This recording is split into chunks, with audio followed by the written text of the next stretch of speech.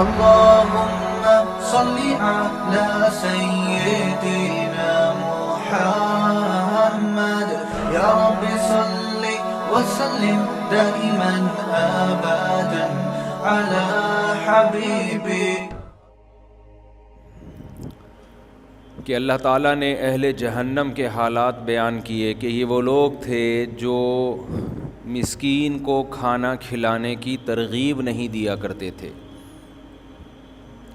اپنے مال پہ سانپ بن کر بیٹھ جانا، اس میں مساکین کا خیال نہ کرنا، ضرورت مندوں کا خیال نہ کرنا، یہ بہت بڑا جرم ہے. صحیح ہے، ابھی صحیح ہے. وہ تبلیغ والے آئے ہوئے ہیں جنہوں نے ملنا تھا، کہاں ہیں؟ راستے میں. اس پر میں نے بیان کیا تھا، کنجوسوں کی اقسام بیان کی تھی کہ قرآن کی بہت ساری آیتوں سے ہمیں یہ پتہ چلتا ہے کہ اللہ کو کنجوسی بالکل بھی پسند نہیں ہے. پھر میں نے کنجوسوں کی اقسام بیان کی تھیں. ہو سکتا ہے ان پہ کنجوس لوگ بہت خوش ہوئے ہوں کہ ہمیں اتنا پروٹوکول، مفتی صاحب نے آج سے پہلے کسی نے ہمیں اتنا پروٹوکول نہیں دیا کہ باقاعدہ ہماری قسمیں بیان کی جا رہی ہیں. کیونکہ عام طور پہ لوگ یہ سمجھتے ہیں کہ کنجوس کی ڈیفینیشن یہ ہے کہ غریب پہ زیادہ خرچ نہ کرے، بیوہ کا خیال نہ کرے، پڑوسی کا خیال نہ کرے، کوئی خوشی ہوتی ہے دعوت کرتے ہوئے پیسے بچا رہا ہے، بیگم پہ خرچ کرنے میں جان جا رہی ہے.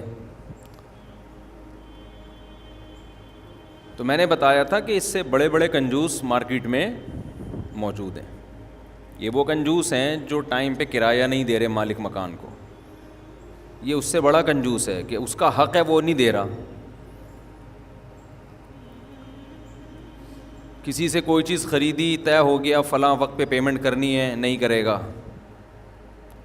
جب پیسے لینے ہوتے ہیں تو ڈائریوں میں لکھا بھی ہوتا ہے، دماغ لکھنے کی ضرورت ہی نہیں ہوتی، دماغ میں یاد رہتا ہے. دینے کی باری آتی ہے تو ایسے گھننے بن جاتے ہیں. جب تک وہ ذہنی ٹارچر نہ کرنا شروع کر دے، جب تک گھر کے باہر دھرنا لگا کے نہ بیٹھ جائے، دیتے نہیں ہیں. یہ والے کنجوس مارکیٹ میں ہول سیل کے حساب سے بولو موجود ہیں، بہت زیادہ ہیں. انہی کنجوسوں کی قسم میں یہ بھی ہے کہ ابا زندہ ہیں اور ابا کے مال پہ نظر رکھ کے بیٹھ گیا. یہ تو ایسے ایسے بے غیرت مجھے الحمدللہ ملتے ہیں نا، ان کے سامنے تو میں عزت دیتا ہوں، چائے بھی پلاتا ہوں، لیکن دل چاہتا ہے کہ اس کو میں گالیاں پیپر پہ لکھ کے اسٹیمپ لگا کے دوں. ایسی باتیں کر رہے ہوتے ہیں لوگ. آدمی کہتا ہے پھر شکر ادا کرتے ہیں، یار ہم کوئی بہت نیک نہیں ہیں، لیکن اللہ شکر اتنے برے بھی نہیں ہیں. یا اتنے برے کا لفظ بھی بڑا خطرناک ہے، ہو سکتا ہے اللہ کے علم میں اس سے بھی برے ہوں. کم از کم اتنا کہ شکر ہے یہ والی برائی ہم میں نہیں ہے، اتنا تو کہہ سکتا ہے نا انسان. یہ اللہ نے بچایا کہ یہ گندگی ہمارے اندر الحمدللہ نہیں. یہ وہ کنجوس ہوتے ہیں جو باپ کے مال پہ نظر رکھ کے بیٹھے ہوئے ہوتے ہیں. کمایا تمہارے باپ نے ہے یار، تم نے تھوڑی کمایا ہے. کہ ابا مریں گے تو مجھے یہ ملے گا، ابا مریں گے تو یہ ملے گا. ابا کو خرید و فروخت نہیں کرنے دے رہے، ہمارا حق ہے. انہی بے شرموں میں کہنا بغیرت چاہیے، ممبر کا خیال کر کے تھوڑا سا خیال کر رہا ہوں. اب بغیرت سے بھی کیا گالی، انسان اس سے ہلکی گالی کیا نکالے. بعض دفعہ گالی ہلکی دینے سے وہ سامنے والے کی عزت بڑھ جاتی ہے. وہ کہے کہ میں صرف یہی ہوں. آپ ایک چرسی کو بول دو کہ تو ہیروئن چی کو بول دو کہ تو چرسی ہے، تو ہیروئن چی شکریہ ادا کرے گا نا کہ میں تو چرسیوں سے بدتر تھا اور آپ نے مجھے کس لسٹ میں بٹھا دیا، چرسیوں کی. وہ تو بہت سارے لوگ پی رہے ہیں، ڈرائیوروں میں بہت ڈرائیور پیتے ہیں، بڑے بڑے خاندانی لوگ سٹے لگانے لگے ہیں آج کل. تو بعض دفعہ گالی میں اس لیے بھی نہیں دے رہا ہوتا کہ گالی دینے سے اس طبقے کی عزت میں اضافہ ہو جائے گا. وہ کہے گا ہم لوگ صرف بغیرت ہیں. یہ تو nice to meet you too, nice to meet you and nice to meet you too. خوش ہوگا کہ یار ماشاء اللہ بہت عزت دی مفتی صاحب نے ہمیں. کیا کہہ دیا؟ بغیرت کہہ دیا. بغیرت سے آگے میں ممبر پہ جا نہیں سکتا. اور یہ میرے دل کے جذبات میں بیان کر رہا ہوں, میں مزاح نہیں کر رہا. دل تو چاہتا ہے اس کو پکڑ کے نا یہیں طبیعت سے دھو, اس کو کوٹو. یار بات کرنے سے پہلے سوچتا تو ہے نا کہ منہ سے کیا بول رہا ہوں میں. کتنے احسان ہوتے ہیں باپ کے یار, تم ساری زندگی اس کے خرچے پہ پلے ہو, بڑے ہوئے ہو, اب تمہیں اس کی ضرورت کا خیال کرنا چاہیے نا. بہت سارے کیسز آئے ہیں, ابا کی زوجہ کا یعنی اپنی ماں کا انتقال ہو گیا, ابا کو شادی نہیں کرنے دے رہے کہ ابا کا خرچہ ہوگا, وراثت ادھر جائے گی, ابا کے ایک اور بچہ ہو گیا تو ہماری وراثت کیا ہو جائے گی, ڈیوائڈ, ایک اور بھائی آ گیا نا تو ہمارا حصہ وراثت میں کم ہو جائے گا. بے غیرت تو سوچ تو صحیح, تو باتیں کیا کر رہا ہے. ایک انسان وہ بھی تیرا بھائی ہوگا, خون ہوگا, اس کے آنے سے تو ڈر رہا ہے کہ یار میرا حصہ کیا ہو جائے گا. جو 6 کروڑ ملنے تھے وہ 5 کروڑ 80 لاکھ ملیں گے, یہی ہو جائے گا نا زیادہ سے زیادہ. بچپن میں تو پیدا ہو جاتے ہیں نا, اس وقت تو چھوٹے بچے ہوتے ہیں, اس وقت اندازہ نہیں ہوتا کہ ہم جتنے مارکیٹ میں آ رہے ہیں ہم میں سے ہر ایک کی وراثت کا حصہ کم ہو رہا ہے. بڑے ہونے کے بعد پھر بچہ پیدا ہونے پہ بھی ان کو تکلیف ہوتی ہے کہ ایک اور بھائی کیوں آ گیا. یہ وہ خدا کی قسم پرلے درجے کے نا وہ بے غیرت ہیں جن کے لیے بے غیرت کا لفظ بھی کہتا ہے کہ مجھے کیوں گندا کر رہے ہو ان لوگوں کو کہہ کے.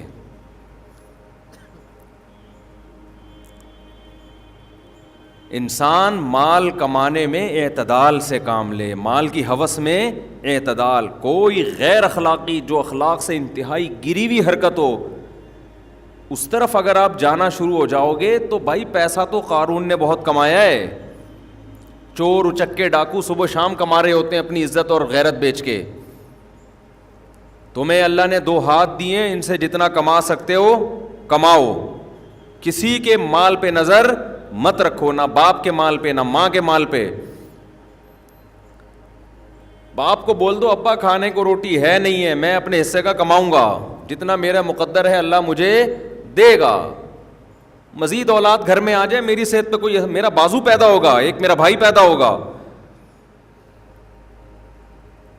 ماں مر گئی ہے, باپ اگر شادی کر رہا ہے, ابا کو کہو ابا ایک اور شادی کرو, کوئی بات نہیں, 12.5% اس کی وراثت میں حصہ چلا گیا, اللہ نے ہمیں بہت دیا ہے, اللہ نے 2 ہاتھ دے دیے, یہ سب کچھ ہے, کما لیں گے, کچھ نہ کچھ کر لیں گے, آپ اپنا خیال کرو. ایسے لالچ کر کے بیٹھے ہوتے ہیں نا. میرے پاس کیس آئے ہیں, داڑھی ہے, ابا کی بھی داڑھی, بچے کی بھی داڑھی, بچہ بھی نمازی, ابا بھی نمازی. ابا نے شادی کی ہے, بچے نے مکان کی فائلیں چھپا دیں کہ ایسا نہ ہو وراثت میں اس کا حصہ جائے. یہاں آیا, پرانا قصہ ہو گیا, اب پتہ نہیں چلے گا کس کی بات ہو رہی ہے. مجھے اتنا غصہ آیا کہ یار بے غیرت آدمی, تجھے تیرے باپ نے گھر دیا بنا کے, ساری زندگی اس میں پلا ہے, تو گاڑی دی اس کے باپ نے اس کو, تیری تعلیم پہ خرچ کیا, تجھے تو بچ جانا چاہیے باپ کے سامنے. ابا میں جو کماؤں گا آپ کے ہاتھ میں لا کے رکھوں گا, آپ کو دوں گا. مجھے اچھا یہی لگتا ہے کہ میں آپ سے مانگ کے کھایا کروں, جیسے بچپن سے ہمیشہ مانگتا آیا ہوں. یہ مانگنے کا مزہ ہے ماں باپ سے. ہم نے چونکہ بے غیرت لوگوں کے ساتھ بھی ٹائم گزارا, غیرت مندوں کے ساتھ بھی نا, تو ہمیں کمپیئر کرنے کا موقع بہت اچھا. ہمارے پاس پرلے درجے کی بے غیرتی کے واقعات بھی ہیں. میں پھر بتا دوں, یہ بے غیرتی میں مجبوری میں کہہ رہا ہوں, اس کو بے غیرتی نہیں کہیں گے. بے غیرتی کسی نہ بے غیرتی کو غصہ آ جائے میرے اوپر کہ یار ہمیں اتنا گندا کیوں کر رہے ہو ان لوگوں کو ہم. اور میرے پاس اعلیٰ درجے کی غیرت کی مثالیں بھی الحمدللہ موجود. میرے جو شیخ ہیں نا حضرت مفتی عبدالرحیم صاحب, اللہ ان کی عمر میں برکت دے, پہلے تو نام ہی نہیں لیتا تھا میں, پابندی تھی, وہ شہرت نہیں چاہتے. تو ہمارے جو دادا شیخ تھے حضرت مفتی رشید احمد صاحب رحمہ اللہ تعالیٰ تھے. تو جو میرے شیخ تھے یہ بچپن میں دارالافتاء والارشاد آ گئے پڑھنے کے لیے, سمجھ رہے ہیں, والدین سے اجازت لی, بھائی میں اعلیٰ تعلیم کے لیے کہاں جاؤں گا, تخصص جو مفتی بننے کے لیے مفتی رشید احمد صاحب کے پاس آ گئے. خوب غور سے سننا واقعہ کہ غیرت مند کس طرح کے ہوتے ہیں.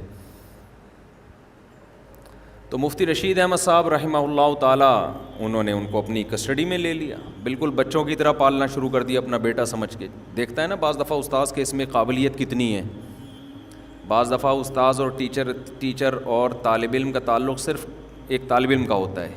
بعض دفعہ یہ ہوتا ہے یہ باصلاحیت ہے، آگے اس سے کام لیا جا سکتا ہے، یہ دین کی بہت خدمت کرے گا، تو بھائی اس کو اپنی کفالت میں لے لو.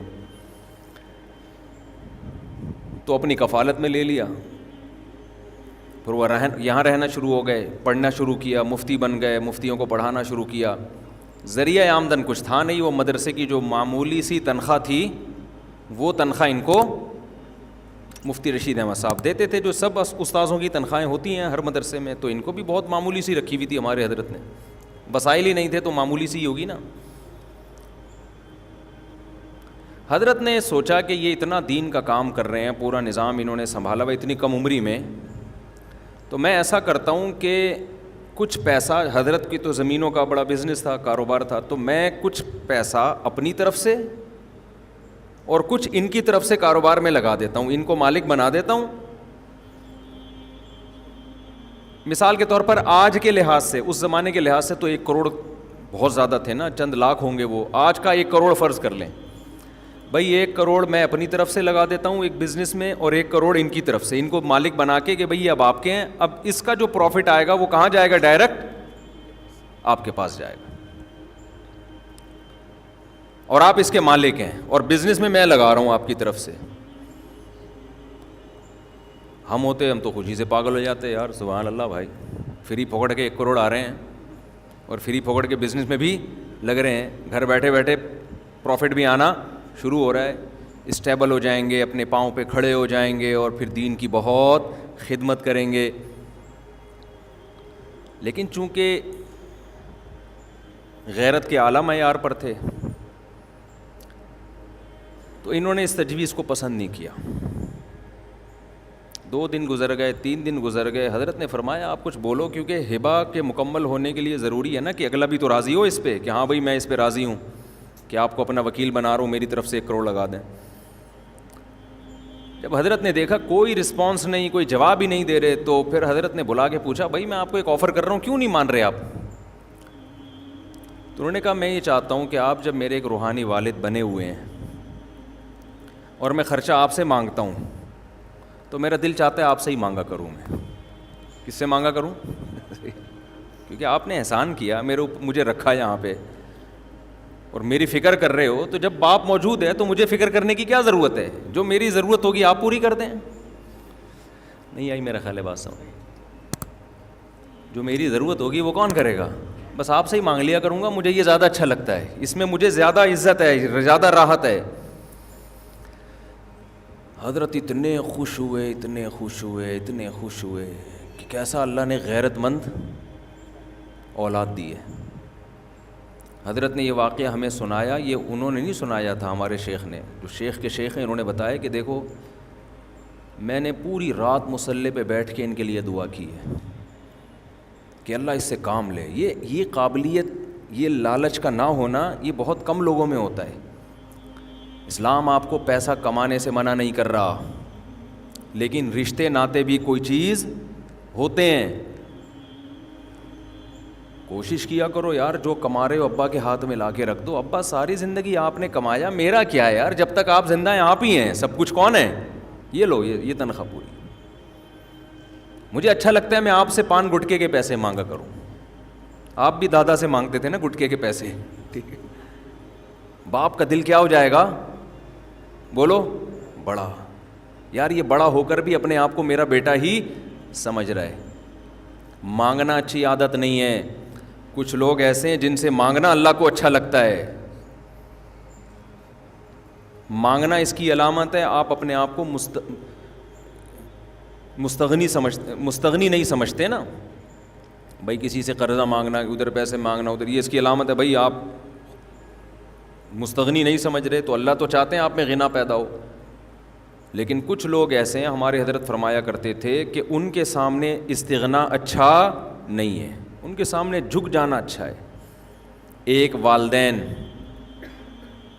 ان کے سامنے تو ایسے جیسے ہم آپ کے محتاج ہیں، ہمارا تو کچھ بھی نہیں ہے. ابا کہے گا بیٹا تو اتنا کما رہے, ابا کما رہے ہیں تو آپ کی وجہ سے کما رہے ہیں, ہمارا کیا ہے بھائی,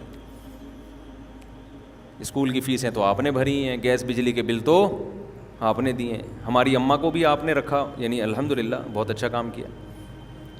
آپ کی اماں ہے نا, اس لیے آپ کو مشکل نہیں لگ رہا. آپ کی اماں آپ کے ابا کی تو وائف ہے نا, جن کی وائف ہوتی ہے ان سے پوچھو کتنا یعنی اچھا کام ہے, سب عورتیں بھی سن رہی ہوتی ہیں, یعنی الحمدللہ بہت آسان کام ہے یہ. انہوں نے رکھا تو باپ کا دل کیا ہو جاتا ہے, بڑا ہو جاتا ہے. ہمارے یہاں الٹا حساب چل رہا ہے یار. چلو اتنی غیرت نہیں دکھاتے, یہ ابا کے بارے میں بعض دفعہ خطرہ ہوتا ہے کہ ابا کو پیسے لا کے پکڑا دیے تو ابا گٹکوں میں, ابا ایسے بھی ہیں مارکیٹ میں, تو پھر ہم ان کو منع کرتے ہیں یار ابا کو نہ دو کیونکہ وہ غلط چیزوں میں اڑا رہے ہیں. پھر ابا بھی تو ابا ہو نا, اس کو پتہ ہے کہ جب میرے بیٹے نے اتنا بڑا دل کیا تو یار ہم بھی اتنا بڑا دل کریں. مجھے یاد ہے میرے 2 بڑے بھائی, ان کی جب جاب لگی نا تو انہوں نے پہلی تنخواہ لا کے ہمارے والد کو پکڑا دی کہ آپ خاندانی کام کیا نا انہوں نے, تو والد صاحب کو دے دی کہ جیسے پہلے ہم آپ سے لے رہے تھے اب بھی آپ سے ہی لیں گے, تنخواہ آپ ہی رکھو گے. ایک تو ابا اماں کا ذکر آتا ہے نا, میرے لیے بڑے مسائل ہیں میرے. کچھ مجھے لگ رہا ہے کوئی ٹیبلٹ کھانی پڑے گی, ابا پہ بیان کرنے سے پہلے کوئی ٹیبلٹ کھانی پڑے گی. تو میرے جو کچھ سافٹ ویئر دائیں بائیں ہونا شروع ہو جاتے ہیں. تو والد صاحب کے پاس لا کے رکھ دی, میں اپنے دماغ کو پھر ہٹاتا ہوں یہاں سے نارمل ہونے کے لیے. تو والد صاحب کو جب تنخواہ لا کے رکھی ہے تو والد صاحب نے واپس کر دی ساری.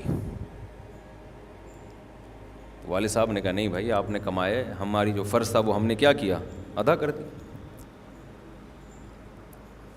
اب آپ اس قابل ہو گئے ہو کہ آپ کما سکتے ہو, بھائی ہمیں ضرورت نہیں ہے آپ, اور دعائیں بھی دے دیں ساتھ میں.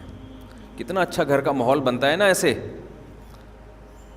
نہیں آ رہی تم لوگ کی سمجھ میں نہیں آ رہی یہ بات. یہاں معاملہ کیا ہو رہا ہے, الٹا. مفتی طارق مسعود صاحب کے بیانات سننے کے لیے youtube.com/مفتی طارق مسعود کو سبسکرائب کریں, اور اگر آپ لائیو ویڈیو کو کبھی بھی مس نہیں کرنا چاہتے ہیں تو سبسکرائب کرنے کے بعد بیل آئیکن پہ کلک کرنا مت بھولیں. جزاک اللہ.